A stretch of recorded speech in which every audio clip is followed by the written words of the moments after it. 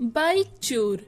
हरियाणा और पंजाब के बॉर्डर पर चेक पोस्ट था जिसमें दो पुलिस वाले आशिफ और देबा तैनात रहते थे। आशिफ सीनियर था तो इसलिए वो देबा को गाड़ियों को ठीक से चेक करने का ऑर्डर देता रहता था। ये बात देबा को बिल्कुल पसंद नहीं थी। ए देबा, ट्रॉली के अंदर ठीक से गाड़ी को देख, छत पर भी देख, अच्छे से चेक कर। देबा सोचता, बड़ा समझता है अपने आप को, खुद सीनियर है तो बस ऑर्डर देता रहता है, खाली गाड़ी को भी चेक कराता है।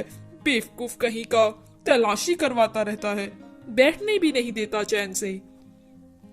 पर आशिफ हमेशा उससे बड़ी सख्ती से पेश आता था। ए देबा, ठीक से चेक कर। साहब, गाड़ी में कुछ नहीं है। तो गाड़ी के नीचे चेक कर, जरूर कुछ होगा। देबा बोला, क्या साहब, गाड़ी के नीचे क्या छुपाया होगा?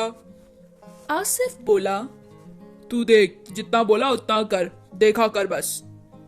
देबा को उसकी बात सुन बड़ा गुस्सा आता, पर आशिफ सीनियर था तो देबा चुप रहता था। एक दिन आशिफ देबा से बोला, गाड़ियां चेक करना हमारा काम है। मैं एक भी अवैध चीज इस राज्य से उस राज्य में नहीं ले जाने दूंगा। चोर एक राज्य से दूसरे राज्य में चोरी करके ले जाते हैं। लापरवाह पुलिस वालों की वजह से ऐसा होता है।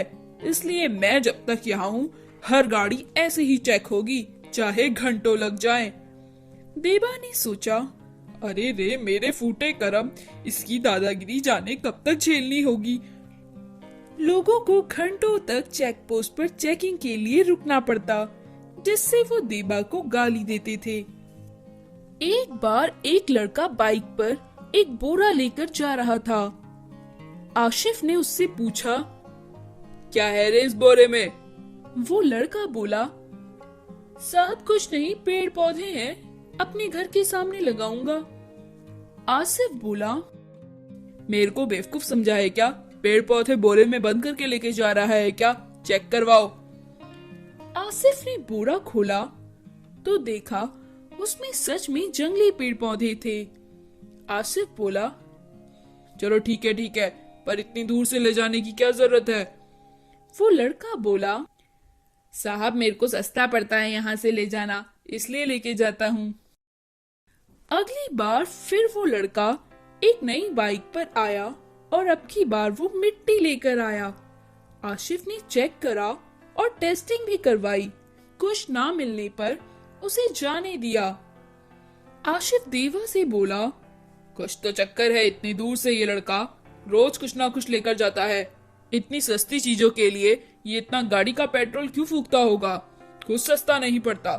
अगली बार वो लड़का आएगा तो उसकी अच्छे से चेकिंग करूंगा, वो कुछ तो घोटाला कर रहा है। अगली बार वो लड़का बोरे में भरकर गोबर ले जा रहा था। आशिफ ने फिर टेस्ट करवाया। इस बार उसने उसका सैंपल लैब टेस्टिंग के लिए भी भेजा, पर कुछ ना निकला। इस तरह वो लड़का हर हफ्ते बाइक पर आता और कुछ ऐसे ही सस्ती चीजों को बोरे में भरकर लाता। आशिफ चेक करता, लैब से चेक करवाता, लेकिन कुछ न मिलने पर उसको जाने देता। आशिफ अब दिन रात उस लड़के के ही बारे में सोचता था। कुछ तो है, इस कबाड़ के बीच वो कुछ छुपा रहा है, मैं जाने क्यों पता नहीं लगा रहा। उस लड़के की आंखों में मुझे कुछ गड़बड़ लगती है, जरूर कुछ गड़बड़ है। वो इस राज्य से कुछ छुपाकर उस राज्य में ले जा रहा है, मैं समझ क्यों नहीं पा रहा हूँ। उस लड़के के बारे में सोच सोच कर वो धीरे धीरे बीमार पड़ने लगा। आशिफ हर बार उस बोरे की बड़ी सख्ताई से और बारीकी से चेक करता, पर उसे कुछ ना मिलता। देबा उस लड़के की चोरी पकड़ चुका था, पर देबा आशिफ को परेशान देख कुछ नहीं बोला। चुपचाप उस लड़के को आशिफ को बेवकूफ बनाता देखता रहता। उस लड़के के बारे में सोच सोच कर आशिफ इतना बीमार हो गया कि डॉक्टर ने उसे घर पर बेड रेस्ट के लिए बोला। अब देवा को आशिफ पर तरस आ गया। देवा आशिफ के पास गया और बोला, सर मैं जानता हूँ वो लड़का क्या ले जाता है। आशिफ जल्दी से उठ खड़ा हुआ और बोला, क्या क्या लेके जाता है वो लड़का? देबा बोला, साहब आप मुझे डांटेंगे तो नहीं? आप मुझसे सख्ताई से पेश आते हो, इसलिए मैं आपसे नाराज रहता हूँ, इसलिए मैंने आपको पहले नहीं बताया। आप डांटोगे तो नहीं? आशिफ बेताब होकर बोला। अरे पहले मुझे बताओ वो क्या लेकर जाता है, वरना मैं तुम्हें अब डांटूंगा। देवा बोला। साहब आपने कभी उसकी बाइक पर ध्यान नहीं दिया, उसके पास हमेशा एक अलग बाइक होती है, वो बाइक चोरी करके लेके जाता है। आसिफ बोला। अरे हाँ, अब मैं समझा। वो हमेशा हमारा ध्यान बोरे की तरफ भटका देता है। अगले दिन आसिफ और देबा चेक पोस्ट पर चेकिंग करती हैं। वो बाइक वाला फिर आता है। साहब बोरे का सामान चेक कर लो और जल्दी करो, जाने दो मुझे देर हो रहा है। आसिफ बोला। बेटा इस बार बोरे का सामान नहीं, बाइक के कागज दिखा। वो लड़का हक्का बक्का रह जाता है और डर के मारे भागने लगता है। जैसे ही वो भागता है, आसिफ उसे पकड़कर जेल में डाल देता है। तो दोस्तों, प्रॉब्लम का सॉल्यूशन हमेशा एक ही एंगल से नहीं सोचना चाहिए, उसको अलग अलग एंगल से भी देखना चाहिए। क्या पता कहां से सॉल्यूशन निकल जाए। जुगाड़ू मुरली। रामपुर गांव में जमशेद नाम का एक आदमी रहता था। उसका छोटा बेटा मुरली बड़ा तेज था। वो हर चीज को खोल खोल कर देखता था। बचपन में जब उसके पापा उसके लिए रिमोट से चलने वाली गाड़ी लेकर आए, तो उसने उससे भी खोलकर देखा कि वो कैसे चलती है। उसके पापा बोले, अरे मुरली क्या कर रहे हो, तुमने तो नई गाड़ी को पहले ही दिन तोड़ दिया। मुरली बोला, नहीं पिताजी, मैंने इसे तोड़ा नहीं है, मैं इसे फिर जोड़ सकता हूँ।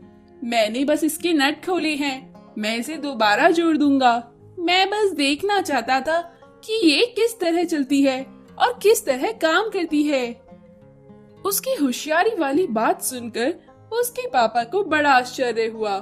मुरली बचपन में ही अपनी घड़ी, कैलकुलेटर, घर के इलेक्ट्रॉनिक सामानों को खोल खोल कर देखता था और वो सीख गया था कि किस तरह इलेक्ट्रॉनिक सामान को ठीक किया जाता है और इलेक्ट्रॉनिक सामान बनाने में क्या चाहिए होता है और कोई भी आविष्कार किस तरह होता है। एक दिन मुरली का दोस्त बोला, अरे दोस्त, अब हम बड़े हो गए हैं, चलो शहर चलकर कुछ काम ढूंढे। तुम तो इतने होशियार हो, तुम्हें बड़ी कंपनियों में अच्छी तनख्वाह भी मिल जाएगी। इस पर मुरली बोला, नहीं दोस्त, मैं गांव में रहकर ही गांव वालों के काम आना चाहता हूँ। शहर में कंपनियों में काम करने पर मुझे कुछ नया इन्वेंट करने का मौका नहीं मिलेगा। जो वो कहेंगे मुझे वैसा ही करना होगा। मुझे गांव में रहकर गांव वालों की मदद करनी है और कुछ नया इन्वेंट करना है। मुरली बड़ा ही जुगाड़ू लड़का था। वो गांव वालों के खराब इलेक्ट्रॉनिक्स मशीनों और गाड़ी वगैरह को ठीक कर देता था। इससे उसकी जो कुछ भी कमाई हो पाती वो अपने पापा को देता था। पर कुछ नया इन्वेंट ना कर पाने की वजह से वो दिन रात सोच में डूबा रहता था और काफी उदास रहने लगा था। तभी एक दिन वो एक पेड़ के नीचे बैठा था। उसने देखा एक आदमी ट्रैक्टर पर उदास बैठा है। उसे उदास देखकर मुरली बोला, क्या बात है, आप इतने उदास क्यों बैठे हो? इस पर वो आदमी बोला, मैंने ये ट्रैक्टर खरीदा है नया, पर ये मेरा खेत जोतने में, पानी डालने में काम नहीं आता।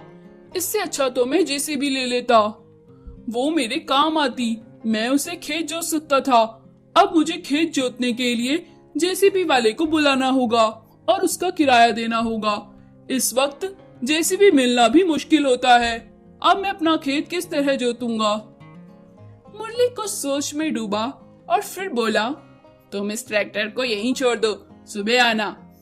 मुरली ने अपने जुगाड़ से ट्रैक्टर के बोनट पर जेसीबी का हैंडल लगा दिया और गाड़ी के अंदर रिमोट।